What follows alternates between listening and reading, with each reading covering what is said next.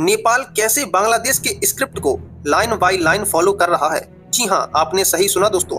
हाल ही में नेपाल में हुए बड़े विरोध प्रदर्शनों ने बांग्लादेश के 2024 के आंदोलन की याद दिला दी है, जहां युवाओं ने शेख हसीना की सरकार को गिरा दिया था। नेपाल के प्रधानमंत्री केपी शर्मा ओली को भी मंगलवार को इस्तीफा देना पड़ा और ये सब कुछ वैसा ही हुआ जैसा ढाका में हुआ था।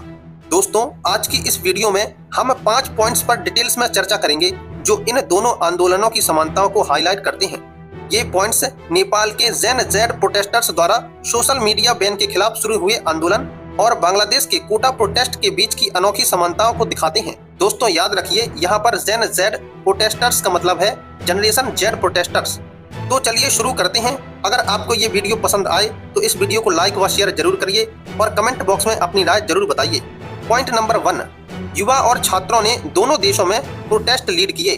दोस्तों, सबसे पहली समानता ये है कि दोनों आंदोलनों की अगुवाई युवाओं और छात्राओं ने की।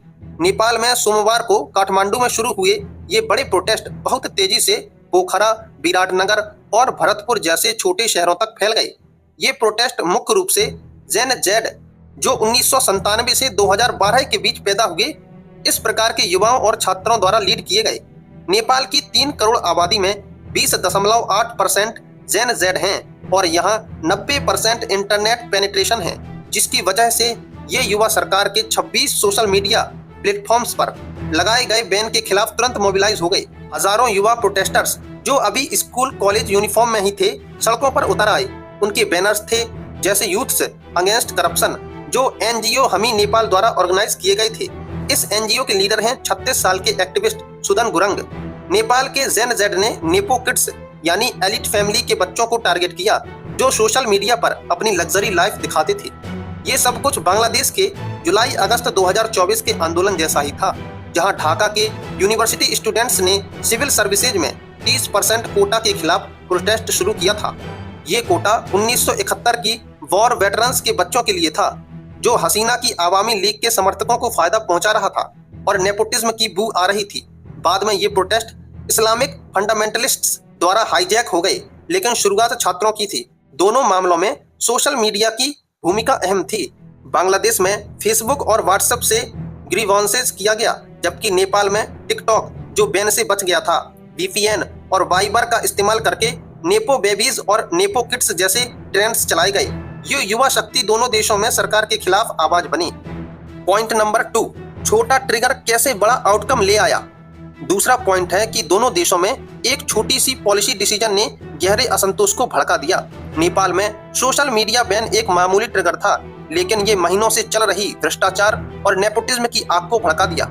4 सितंबर को नेपाली कम्युनिकेशन मिनिस्टर पृथ्वी सुभा गुरंग ने 26 प्लेटफॉर्म्स पर बैन लगाया और कहा कि ये रेगुलेशन के लिए हैं, हेट स्पीच और फ्रॉड रोकने के लिए, लेकिन जनता ने इसे फ्री एक्सप्रेशन पर अटैक माना। टिकटॉक पहले ही कंप्लाई कर चुका था, इसलिए वो बचा रहा और प्रोटेस्टर्स ने वीपीएन से बाकी प्लेटफॉर्म्स यूज किए। ऑनलाइन मीम्स से शुरू होकर ये मास मार्चेस में बदल गया और सिर्फ एक दिन में ओली सरकार गिर गई। ये बांग्लादेश के 2024 कोटा प्रोटेस्ट जैसा ही है, जहां 30% रिजर्वेशन, जो आवामी लीग के बेस को फायदा दे रहा था, ने ब्रॉडर एंटी करप्शन और एंटी ऑथोरिटेरियन अपराइजिंग को जन्म दिया। ढाका में स्टूडेंट्स ने कहा था कि नेपोटिज्म को बढ़ावा दिया जा रहा है, जहां ग्राफ्ट और डायनेस्टिक पॉलिटिक्स पहले से ही प्लेग कर रहा था। दोनों ट्रिगर्स छोटे थे, लेकिन सिस्टमिक रॉट को एक्सपोज कर दिया। बांग्लादेश में इकोनॉमिक बोझ और हसीना की 15 साल की ऑटोक्रेसी ने हफ्तों तक एस्केलेशन को फ्यूल दिया। नेपाल में छोटे साइज की वजह से प्रोटेस्ट घंटों में 77 जिलों में फैल गए।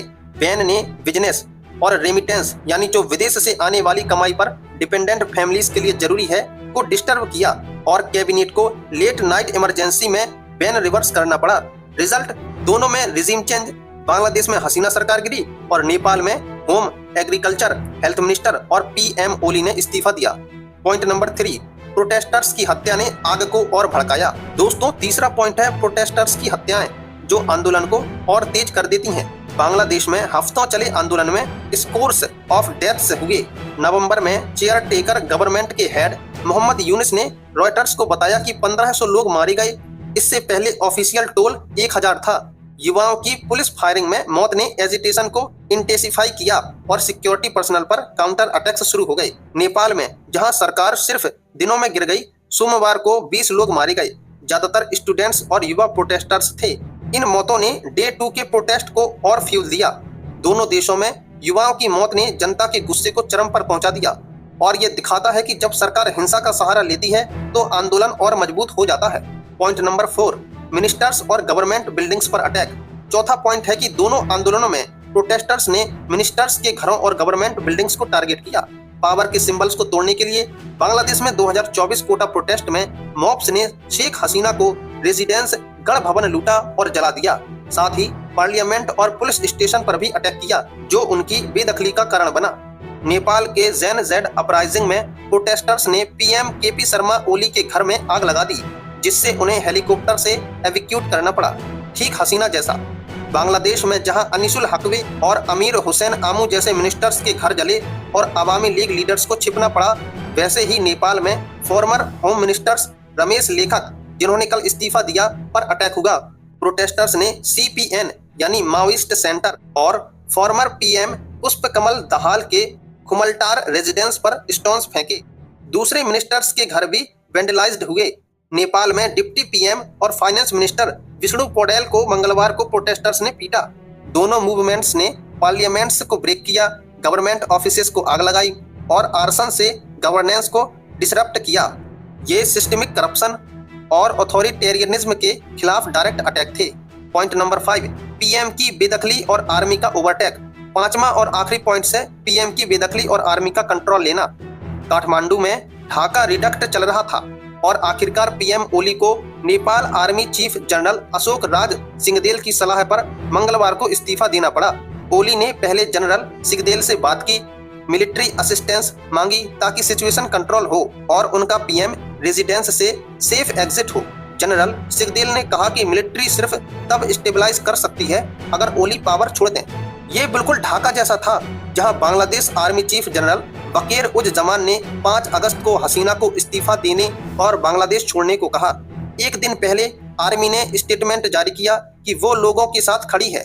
4 अगस्त को टॉप आर्मी कमांडर्स की मीटिंग में फैसला हुआ कि फोर्स प्रोटेस्टर्स पर फायर नहीं करेगी। 5 अगस्त की सुबह ढाका में लाखों लोग उतर आए तो जनरल जमान ने हसीना से मिलकर उन्हें मिलिट्री हेलीकॉप्टर से लाइफ सेव करने को कहा।